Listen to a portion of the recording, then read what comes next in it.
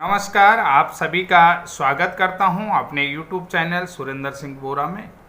साथियों, BEd versus BTC case जो supreme court में अभी भी अपने अधिकारों की लड़ाई लड़ रहा है, 11 अगस्त 2023 को सुप्रीम कोर्ट ने जो डिसीजन डीएलएड के पक्ष में दिया और बीएड के अगेंस्ट दिया, तो उसके बाद भी बीएड जो है कि अपने अस्तित्व की लड़ाई लड़ रहा है।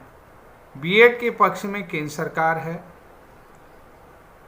और एनसीटी भी है, लेकिन इसके बाद भी जो है सुप्रीम कोर्ट का एक स्पष्ट रवैया है कि जितनी भी बीएड को लेकर रिट पिटीशनें सुप्रीम कोर्ट में लग रही हैं, जितनी भी याचिकाएं लग रही हैं, उन सारी याचिकाओं को एक ही दिशा की तरफ मोड़ना कि जस्टिस अनिरुद्ध बोस और जस्टिस सुधांशु धूलिया जी के कोर्ट में ही उन सारी याचिकाओं को ट्रांसफ़र करना।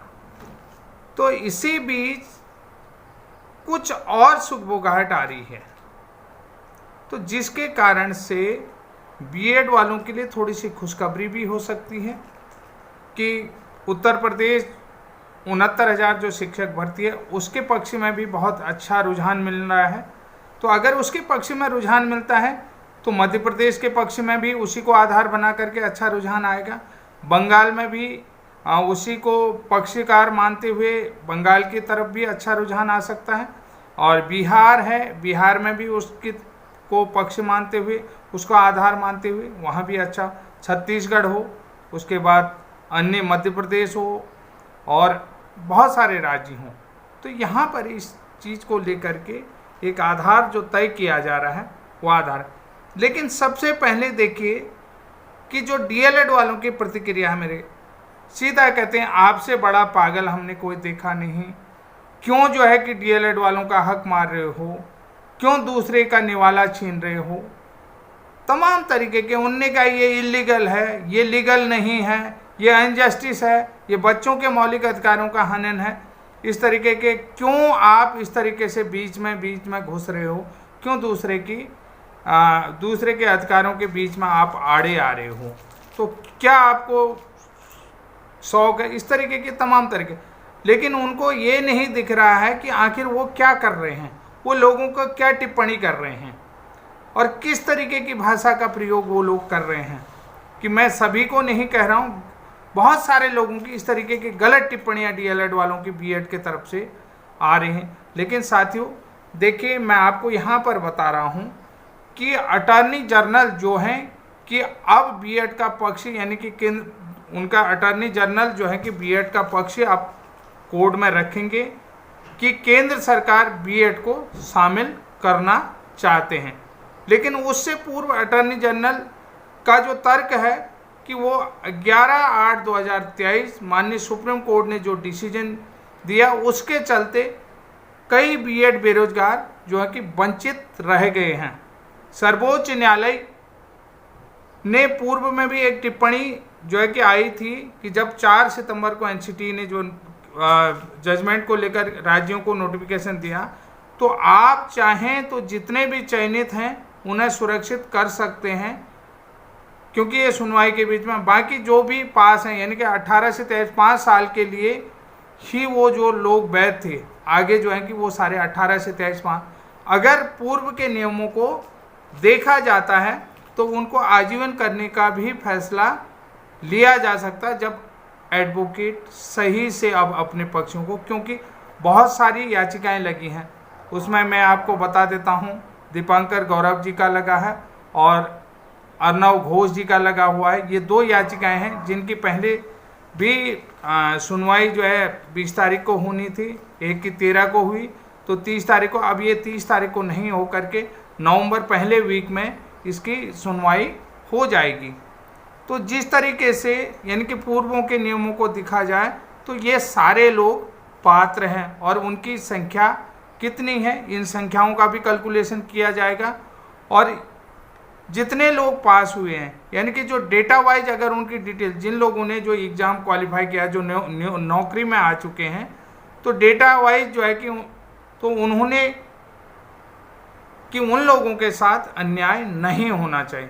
क्योंकि आपको पता है कि 2 नवंबर को सुप्रीम कोर्ट में सुनवाई है, 2 नवंबर को कोर्ट में सुनवाई है। 2 नवंबर को निश्चित रूप से बीएड के केस को आगे बढ़ाया जा सकता है। 30 नवंबर को जैसे ही कोर्ट खुलेगा तो 2 नवंबर को लगभग बीएड का केस आगे बढ़ सकता है। बीएड के लिए एक खुशखबरी आ सकती है, क्योंकि अब देखिए उन्हें पता है कि अगर सर्वोच्च न्यायालय की तरफ से किसी भी प्रकार का नोटिस अगर जारी होता है तो निश्चित रूप से बीटीसी वालों की नींद उड़ेगी कि अब यहाँ पर सुप्रीम कोर्ट पक्ष तो रखेगा कि भाई बीएड को अगर आप शामिल कर रहे हैं, एनसीटी से भी पूछेगा कि बीएड को शामिल कर रहे हैं तो उसके आगे की प्रक्रिया क्या है। कोर्ट पूछेगा कि अगर आप जो 69,000 शिक्षक हैं मध्य प्रदेश के हैं कि उन लोगों की नियुक्ति तो हो चुकी है, तो अब उन लोगों ने क्या है कि ब्रिज कोर्स नहीं किया है। ये बड़ी ध्यान से आप इस बात को सुनिए कि तो कोर्ट उनसे पूछेगा कि भैया आप जो डिसीजन है उसको जो है कि रिट्रोस्पेक्टिव रूप से लागू होने से तो बड़ी चीज़ें होंगी, बड़े उखेल पखेल होंगे, केबीएस वाले बाहर निकलेंगे, बहुत सारे पूर्व के 18 से 23 के बीच में तमाम एग्जाम हुए, तमाम एग्जाम कंडक्ट होकर के बीएड वाले शामिल हुए हैं, तो इस तरीके से तो लाखों लोग बाहर होंगे। तो अब निश्चित रूप से जो है कि प्रोस्पेक्टिव रूप से लागू होगा, रेट्रोस्पेक्टिव रूप से नहीं। तो अब कोर्ट भी पूछेगी कि भाई बीएड को अगर आप शामिल कर रहे हैं तो इसके आगे की प्रक्रिया बताइए, तो उस प्रक्रिया को तो जानना चाहेगा। यहाँ पर देखिए मेरा भी एक केस सुप्रीम कोर्ट में है, बीएड ब्रिज कोर्स, तो उस प्रक्रिया को जानेगा कि कि इन लोगों को जो बीएड योग्यताधारी है उनको बीएड के समकक्ष खड़ा किया जाए, ताकि तभी उन लोगों को उस प्रक्रिया को आपको बताना है कि जो बीएड वाले हैं उनको बीटीसी के समकक्ष खड़ा किया जा सकते हैं। अब जब भाई ये भी लोग ट्रेनिंग कर लेंगे, यानी कि ट्रेनिंग कर लेंगे तो ऑलरेडी जो है कि बीटीसी के समकक्ष खड़ा हो जाएंगे। अब देखिए चयनितों के लिए सरकार को देना है कि जो फरमान बना करके देना है कि भाई बीएड के साथ 6 महीने का ब्रिज कोर्स होता है, जो जिसको कहते हैं PDPT programme, professional development programme for elementary teacher, PDPT. तो उस कोर्स की बात है। अब बीएड को 6 महीने का ब्रिज कोर्स, अगर बीएड के साथ 6 महीने का ब्रिज कोर्स शामिल किया जाता है, क्योंकि अब ब्रिज कोर्स ही एकमात्र आधार है और सुप्रीम कोर्ट में ब्रिज कोर्स का जिक्र होना है। ब्रिज कोर्स का पाठ्यक्रम निश्चित रूप से उसका जिक्र होना है, और जो 180 दिन का लगभग ट्रेनिंग प्रोग्राम है कि उस ट्रेनिंग प्रोग्राम को भी कम किया जाए। और 180 दिन का ये ट्रेनिंग प्रोग्राम करना ही करना है उन लोगों ने, यानी कि 6 महीने का ब्रिज कोर्स करना। तो 6 महीने का ब्रिज कोर्स, अगर कैंडिडेट 6 महीने का ब्रिज कोर्स ऑलरेडी पहले से कर रहा है, तो यानी कि यहाँ पर बात आती है कि अगर बीटीसी के समकक्ष इन लोगों को खड़ा करना है तो बीएड के साथ 6 महीने का ब्रिज कोर्स ऑलरेडी इंक्लूड हो जाएगा। बीएड प्रोग्राम के साथ जो 6 महीने का ब्रिज कोर्स है वो ऑलरेडी इंक्लूड हो जाएगा, ताकि उनको बीटीसी के समकक्ष, क्योंकि ट्रेनिंग उनको पहले से ही ट्रेंड होना पड़ेगा, ये आरटी का मानक कह रहा है। तो अब यहाँ पर देखिए सुप्रीम कोर्ट में ब्रिज कोर्स का अनावरण बहुत बड़े रूप से होने वाला है। यानी कि मैं बार बार ये कह रहा हूँ कि ब्रिज कोर्स का अनावरण जैसे ही होगा तो कि एनसीटी भी कहेगा 2017 से 2019 तक देश में एक बार व्यापक रूप से ब्रिज कोर्स प्रशिक्षण प्रोग्राम चलाया गया है। Bridge course PDPT, professional development programme for elementary teacher. अब देखिए मेरी बात को सुन करके बहुत सारे डीएड वाले, डीएलएड वाले, बीटीसी वाले मुझे गाली देंगे कि मैं इतना विस्तृत रूप से आपको क्यों समझा रहा हूँ। क्योंकि आप देखिए भाई, जहाँ पर सरकार की तरफ से अटॉर्नी जनरल उस बात को सुप्रीम कोर्ट में रखेंगे कि सरकार जो है कि बीएड को शामिल करना चाहती, क्योंकि बीएड को शामिल देखिए मैं कहीं बाहर से नहीं ला रहा हूँ, क्योंकि फिलहाल तो देखिए बीएड प्राइमरी से बाहर है, इस बात को मैं मान रहा हूं, आपकी बात को, यानी कि इस बात को बहुत बार आप कहते हो कि हाँ आप इस बात को एक्सेप्ट कीजिए, मैं एक्सेप्ट कर रहा हूँ, बीएड बाहर है, लेकिन 69,000 शिक्षक तो अंदर है। मध्य प्रदेश में 18,000 शिक्षक तो अंदर है, छत्तीसगढ़ में तो शिक्षक अंदर है, बिहार में तो बीएड शिक्षक अंदर है, बंगाल में तो बीएड शिक्षक अंदर है।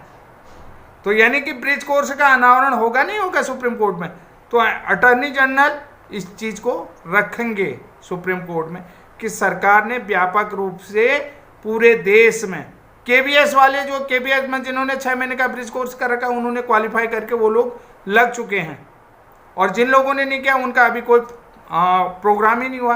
अब आपने कहा कि भाई अभी तक ब्रिज कोर्स हुआ ही नहीं है, जल्दी ही देखिए, जितने आपने पैरोकारी की है, झूठ झाट जो भी चीजें मिलाएगा, जिन तर्कों को दे करके आपने सुप्रीम कोर्ट में विन किया है, वही तर्क आप पर अब भारी पड़ेंगे। ये मैं कह रहा हूं, मैं, याद रखिए, सुरेंद्र सिंह बोरा, यही तर्क, जिन तर्कों के आधार पर डीएलएड वाले सुप्रीम कोर्ट से जीते हैं, तो वही तर्कों को आधार बना करके अब आप लोगों पर भारी पड़ सकते हैं।